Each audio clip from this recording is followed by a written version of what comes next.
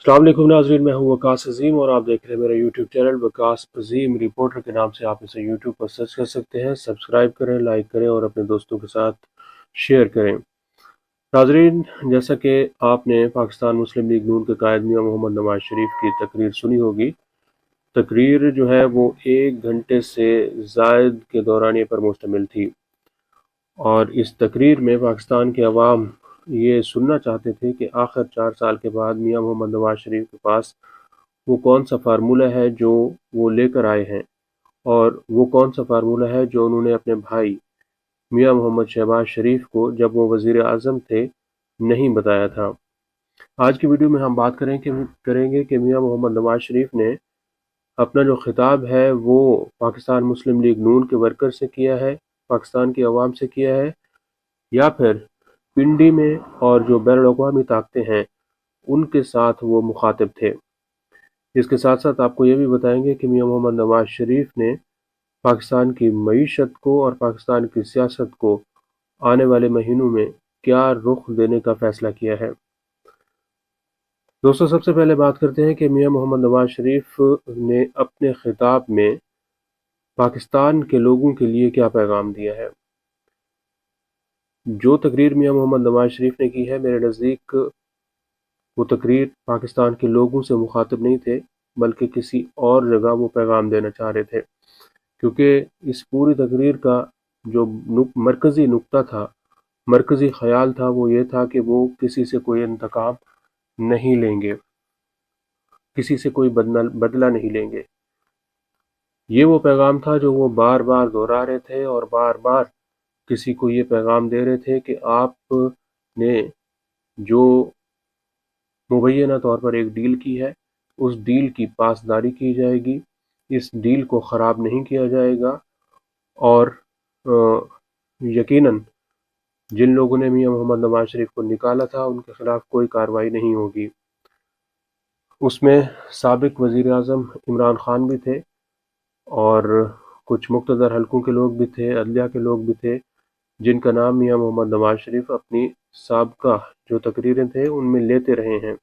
लेकिन आज की तकरीर में उन्होंने इनमें से किसी भी, ना तो फौजी जर्नैल का नाम लिया है और ना ही किसी चीफ जस्टिस का नाम लिया है और ना ही इमरान खान का नाम लिया है।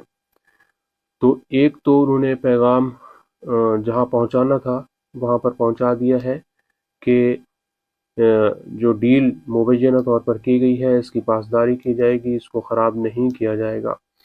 और नाजरीन, तो जिस तरह की बॉडी लैंग्वेज और जिस तरह का एतमाद और कॉन्फिडेंस मियां मोहम्मद नवाज शरीफ की तकरीर में देखने में नज़र आया है, उससे ये लग रहा है कि डील, मुबैना तौर पर जो डील है वो बिल्कुल पक्की पक्की डील हुई है।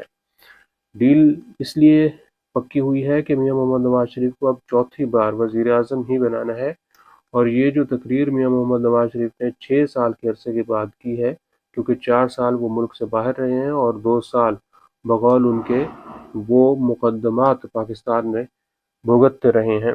तो 6 साल के बाद उन्होंने जो तकरीर की है वो एक वज़ीर आज़म के तौर पर की है, नामज़द उम्मीदवार बराए वज़ीर आज़म के तौर पर उन्होंने अपनी तकरीर की है और पाकिस्तान की सियासत और पाकिस्तान की मईशत से मुताल्लिक़ उन्होंने अपने भरपूर तरीके से आइंदा की लाहे अमल जो है वो लोगों के सामने रखा है।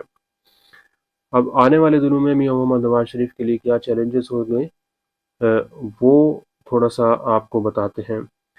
तो दोस्तों, सबसे पहला जो चैलेंज है मियां मोहम्मद नवाज शरीफ के लिए वो ये होगा कि उनको एक बार फिर अदालतों के सामने पेश होना होगा।